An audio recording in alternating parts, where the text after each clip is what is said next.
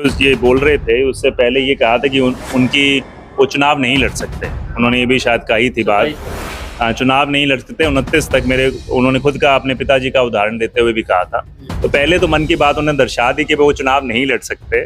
तो बाकी तो औपचारिकता मात्र है, क्योंकि परिवार के उनके मुखिया के रूप में। नमस्कार, आप ही समाचार देख रहे हो। मैं वर्ल्डी स्वामी। और जैसा कि आप सभी जानते हैं, देर रात को कांग्रेस पार्टी ने अपने 32 नामों की घोषणा कर दी है, जिसमें डबवाली के सिटिंग एमएलए अमित सिहाग पर फिर से जो है वो कांग्रेस पार्टी ने भरोसा जताया है। और अमित सिहाग की टिकट को लेकर पहले क्या प्रतिक्रिया है उनसे जानते हैं, बातचीत करते हैं और भी अन्य मुद्दों पर बातचीत करते हैं। यहाँ पर तमाम डबवाली विधानसभा में चर्चाएं हैं और आदित्य चौटाला भी जो है इनेलो से चुनाव लड़ने की चर्चा चल रही है। इसके साथ साथ जो इनेलो के जो नेता हैं चौधरी ओम प्रकाश चौटाला, इनेलो सुप्रीमो कहें, अध्यक्ष कहें, और वो भी चुनाव मैदान में आने की बातें जो है वो चल रही है बड़ी तेज़ी से। इस पर उनकी क्या प्रतिक्रिया है, इनको लेकर बातचीत। पार्टी ने फिर से एक भरोसा जताने का काम किया, उसके लिए मैं पार्टी लीडरशिप का, हाईकमांड का आभार व्यक्त करता हूं कि उन्होंने फिर से मुझे एक मौका दिया है। और मैं मानता हूँ ये कहीं ना कहीं जीत है कि जो डबवाली हल्के के सभी कार्यकर्ता मिलकर और आम जनता के साथ हमारा एक जो जुड़ाव रहा पिछले 5 सालों से, या उससे लंबा जुड़ाव रहा है। डॉक्टर साहब जिस हिसाब से संघर्ष करते रहे, और मैंने विपक्ष में भी कोशिश की है कि जनता की हर एक मुद्दे की आवाज़ उठाने की, आवाज़ के साथ साथ उन मुद्दों को हल कराने का प्रयास किया। तो सभी मैं मानता हूं कि एक जनता की आवाज़ को सुनते हुए पार्टी ने टिकट दी है, और मैं उनका हार्दिक आभार व्यक्त करता हूं। और पूरी कोशिश करेंगे सभी मिलजुल करके एक ऐतिहासिक जीत यहाँ पर दर्ज कराने का काम करें। लगभग लिस्ट आने के बाद संभावना ये जताई है कि कहीं ना कहीं से बगावती सुर उठेंगे, लेकिन ये पहली लिस्ट आने के बाद सभी नेताओं ने स्वागत किया है, तो ये कांग्रेस की पहली जीत मानी जाए।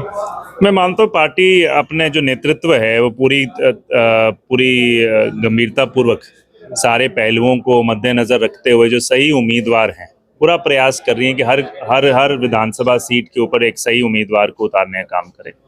और तो मैं मानता हूं कि उम्मीद है इसमें ज़रूर है कि भी, क्योंकि इस बार एक आम जनता की आवाज़ है कि भी कांग्रेस पार्टी की सरकार बनने जा रही है। और जब इस तरह का माहौल हो जहां पे 2,500-3,000 हज़ार लोगों ने आवेदन दिया है, तो लाजमी है कि बड़ा एक मुश्किल परिस्थिति पैदा होती है, क्योंकि हर विधानसभा में अनेकों कार्यकर्ता, अनेकों नेता ऐसे होते हैं जिन्होंने मेहनत की होती है, और पार्टी की टिकट एक व्यक्ति को मिलनी है। और उम्मीद करूंगा कि इसके बाद जहां बाकी भी टिकटों की घोषणा होगी, सभी मिलजुल कर जनता की जो आवश्यकताएं उनकी पूर्ति के लिए कांग्रेस सरकार को बनाने के लिए मजबूती प्रदान करें। भाजपा की टिकट आते ही नेताओं ने पार्टी छोड़नी शुरू कर दी। 67 टिकटें आई थी, 68 नेताओं ने टिकट छोड़ी, पार्टी छोड़ी है। इनेलो भी बार बार कह रही थी कि कांग्रेस में भगदड़ मचेगी, लेकिन ऐसा कुछ देखने को नहीं मिला अभी तक। देखिए, भाजपा जो अपने आप को पार्टी विद डिफरेंस कहती थी, पार्टी विद डिसिप्लिन कहती थी, वो डिसिप्लिन आपके सामने है। वो एक तरीके से मैं मानता हूँ इतने सालों तक एक कुंठित रखा गया, उन्हें एक तरीके दबाने की राजनीति की गई। अब मैं मानता हूँ वो लोग भी इस राजनीति से उभर कर बाहर निकलना चाहते हैं। उनको जो एक बंदिश महसूस थी, और अब सब निकलकर अपनी आवाज़ बुलंद करने का काम कर रहे हैं। कांग्रेस पार्टी में हमेशा एक स्वतंत्र और अपनी मत रखने का अधिकार दिया गया है। तो हमेशा आपको दिखता था, लोग कहते थे कांग्रेस पार्टी में भगदड़ है, कांग्रेस पार्टी में बिखराव है।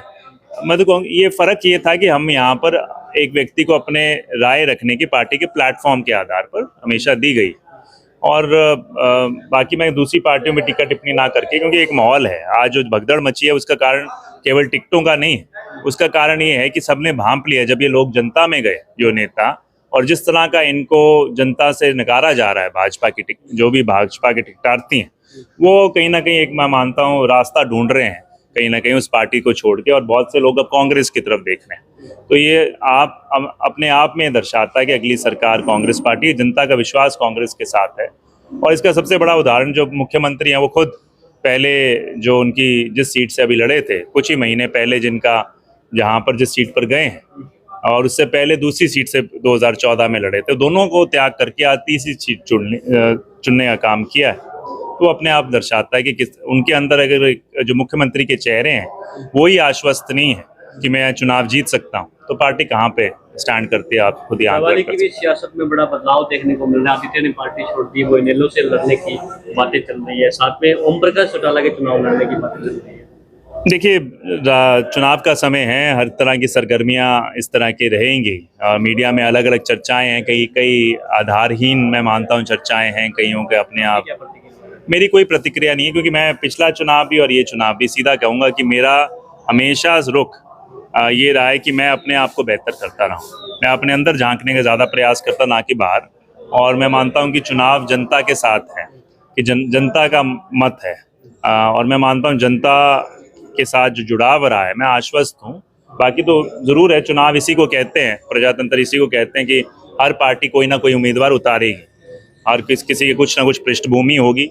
और उसके बाद जब चुनाव मतगणना का दिन होगा या चुनाव का दिन होगा, उसमें जनता अपने आप उसका फैसला लेगी, कौन सा सही व्यक्ति, कौन सी सही पार्टी है। अभी क्या मान के चले, टिकट मिल चुकी है, दोनों पर चुनाव चल रहा है। मेरा देखिए, मैं इस चीज़ का आपको बड़ी सच्चाई से कहूँगा कि मुझे चुनाव और एक आम दिन में ज़्यादा फर्क नहीं दिखाई देता। और आज आप देख रहे होंगे, क्योंकि चुनाव में ये ज़रूर है कि प्रचार, जो औपचारिक रूप से प्रचार है, वो बढ़ता है, करना पड़ता है। मगर मेरे 5 साल से भूमिका रही है एक तरीके से जनता के अंदर, जनता के मुद्दे, जनता की बात, चाहे विधानसभा के अंदर, विधानसभा के बाहर। मैं और मेरा परिवार, डॉक्टर साहब और सारे कार्यकर्ता जो आसपास हैं, लगे रहे हैं। तो इसमें कोई मेरे को विशेष ऐसा नहीं लगता। या तो कोई ऐसा व्यक्ति हो, जिस तरह के कुछ नेता हैं जो 1.5 महीने पहले चुनावी दंगल में कूदे, जिनकी सिर्फ एक और एक मंशा है कि चुनाव जीतना है किस तरीके से, चाहे जो भी हो, और उसके बाद फिर अपना स्वार्थ की पूर्ति करनी है। हमारा मकसद वो है नहीं। हमारा समाज सेवा का जो समाज सेवी है, उसके लिए कोई, मैं मानता हूँ, हर एक दिन एक जैसा है। अब वो कह रहे हैं कि अगर चौधरी साहब आते हैं तो हम पीछे हटूंगा, नामांकन वापस लूंगा, और आपको भी कहा है कि उनको भी लेना चाहिए। मुझे तो ये भी बता रहे थे कि जो ये बोल रहे थे, उससे पहले ये कहा था कि उनकी वो चुनाव नहीं लड़ सकते। उन्होंने ये भी शायद कही थी बात, चुनाव नहीं लड़ सकते 29 तक। उन्होंने खुद का, अपने पिताजी का उदाहरण देते हुए भी कहा था। तो पहले तो मन की बात उन्होंने दर्शा दी कि वो चुनाव नहीं लड़ सकते। तो बाकी तो औपचारिकता मात्र है, क्योंकि परिवार के उनके मुखिया के रूप में रहे हैं। अब वो तो कह नहीं सकते। उन्होंने मन में तो क्या है, भाव क्या है, वो मन में क्या भाव है और बाहर क्या है, वो तो है। और बाकी तो ये बोलने की औपचारिकता मात्र कर रहे हैं। इसमें कोई ना, मैं हर चीज़ को वो झूठ बोलने का काम करते हैं, और मन की बात मैं मानता कुछ और है, ज़बान पर कुछ और है, दिल में कुछ और है उनके। ठीक।